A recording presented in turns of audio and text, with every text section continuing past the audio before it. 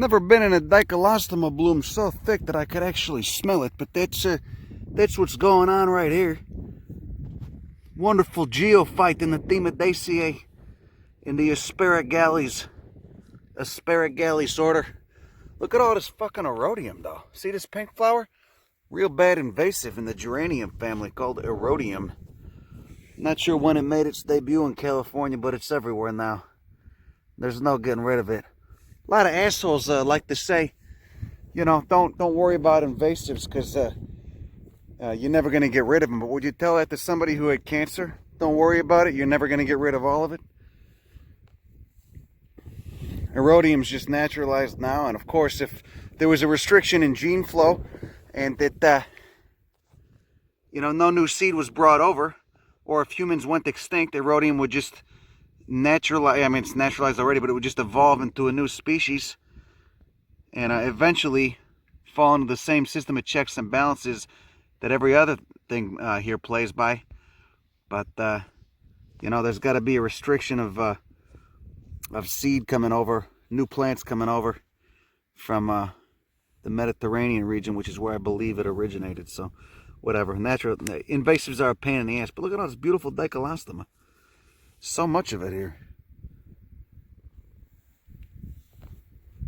Hashtag super bloom. Need to go take a selfie, or 9,000 of them.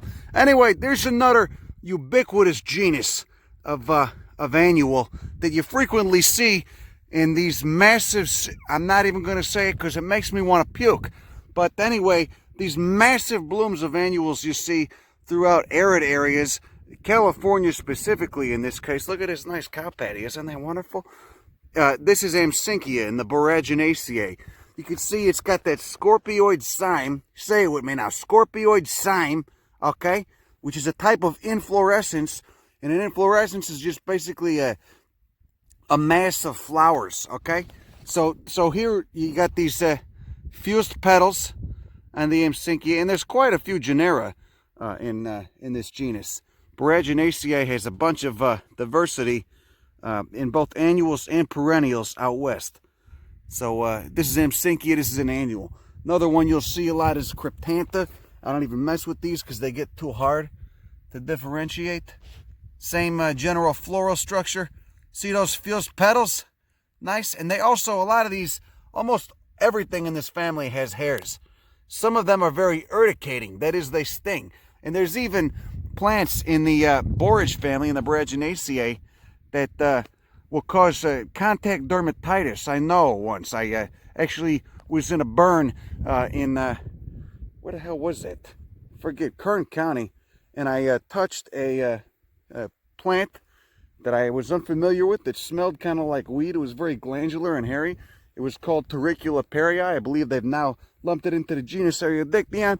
And the next morning I woke up, my face was swollen up like a boxer who got his ass kicked. It was pretty brutal, but it was funny. It was funny. I didn't even recognize myself. Holy shit, it smells toxic here. Soil's got something weird going on too, you know? Can't see it because it's covered by this beautiful Amsinkia. Nice oiled derrick over there. Look at this thing. Look how big this Amsinkia is. Look at these leaves. They're almost glabrous on the interior of the leaf, you know. But they still got those spines and hairs on the outside. Large flowers for an Amsinkia. Smells like petrol. Anyway, can you appreciate a super bloom if you don't have yoga pants and a wide brim fedora and about $700 worth of cosmetics to prep yourself for a selfie? I don't know. But look at this Leia, though. This whole tribe, the Tarweed tribe, is pretty fascinating. This, of course, is the tribe, you know, the Tarweeds, Mattiae. One of these made it to the Hawaiian Islands and over 5 million years evolved into Agarociphium, the Hawaiian silver swords, which look nothing like this, of course, until you get up and look at the flower morphology and you realize they got the phyllaries that completely envelop the ligules being the rays. Remember, the phyllaries are those imbricate bracts, all right? And then, of course, you get really close and you can see, look at those glands on the stem. See those? That's why they call them tarweeds. really, really glandular. Works good to discourage herbivory. Anyway, so I want to show you a quick, this other genus in the Borage family, same family as that Invasive I was telling you about, which coincidentally is right there, because they're fucking everywhere. There's this Phacelia. Now, I'm not sure what species this is. Look at how prolifically exerted those stamens are, you know, and those are the male parts, of course, in contrast to asters. Of course, the exerted parts are the styles, but a lot of speciation in this here this genus, you know, so much so that I haven't even really bothered to fuck with it yet because it's very confusing and there's so many of them. But they're very beautiful. They also have those scorpioid cymes, which is notable for the Boraginaceae family, you know. I think almost all of them have that, and they mature. So basically, it's a row of, you know, what do you got there? What do you got? Like 20 flowers, you know, that matures from the inside out. There's another species over here. And here's that other Phacelia. Real nice. They can have lacy leaves. They can have pomade leaves. But, you know, almost always they're covered in hairs. They got hairs on them, on the inflorescence, and minute leaves on the, or minute hairs on the leaves as well. See, these stamens aren't as protruded as much is the other one. They're not as exerted. Here, of course, is something pretty beautiful. It's just a massive bloom of Monolopia and that Phacelia. That's all Phacelia up there. You can see, you know, and it's pretty nice here. You got birds, you got crickets, you got none of the redneck assholes that are doing their cosplay thing where they dress up in the bulletproof vests and pretend they're, you know, finally waging their war against the faggot liberals. I mean, who knows what they're doing? But I've seen a bunch of them down there. Because that's how they have fun, you know. You either it's got to be motorsports or guns. Do you like how I just took something so beautiful and turned it so negative? I'm really good at doing that because I got some issues. I'm working it out with the therapist, but you know, and I got nothing against guns. I like them too. They get boring after about 10 minutes, but you know, to live your life where you're just constantly prepping for some war. You don't want to learn anything about the environment around you. You just want to blow shit up and drive a go-kart around. I don't get it. Anyway, that's nice, isn't that? Okay, so I haven't yet keyed this out yet, but I already know it's in the Chicory tribe, because if you look real closely at these damn ligules, see the rays? You can see they got 5 teeth, not 3. Okay, and it's tree, T-R-E-E. They got 5 teeth, not tree. All right, so that's how you know it's in Chicory, whatever the fuck, however you say that in Latin. It's the Chicory tribe. It's its own clade. Look at these goddamn filaries, though. Look at it. Look, they got these red striations on them. They're papery bracts. I gotta figure out what this is. Sessile leaves. No goddamn stem on those leaves. Looks pretty nice. Looks pretty nice.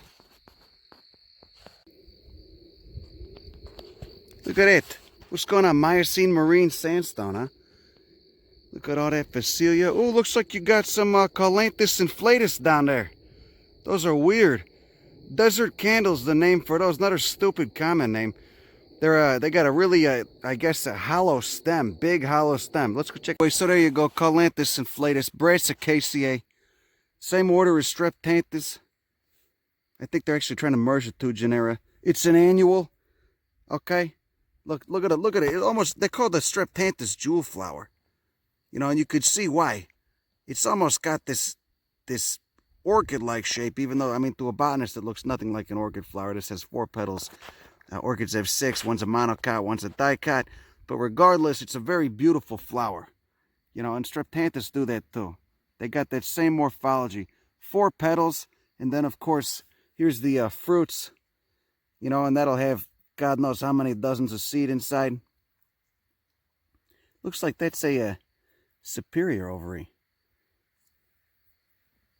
It's good, I always forget. Anyway, beautiful flower. And the flowers mature, of course, from the bottom up. It's a raceme. Okay, you know what? It does look like a candle, okay? Maybe it's not that stupid of a name, okay? But it seems kind of ridiculous, all right? Most of these common names, why use that? Why not just use the Latin? Because the Latin will tell you what evolutionary relationships it has with other plants. Look at these nice. Most of the Calanthus, I think, have these sessile leaves. See how there's no stem? They just press directly to the main, I guess it'd be a peduncle. There's no stem on the leaves.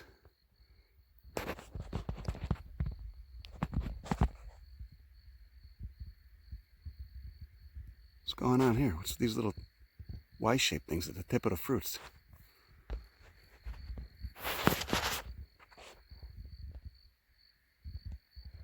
You know, it's getting kind of hard to walk, being that this clay is so adherent to my boots, you know.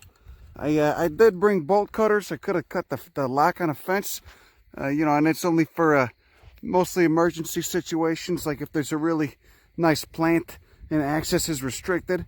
But I didn't want to draw heat to this area, so you know, I'm just walking at about 2 miles per hour and admiring that glorious bloom of Amsinky up there.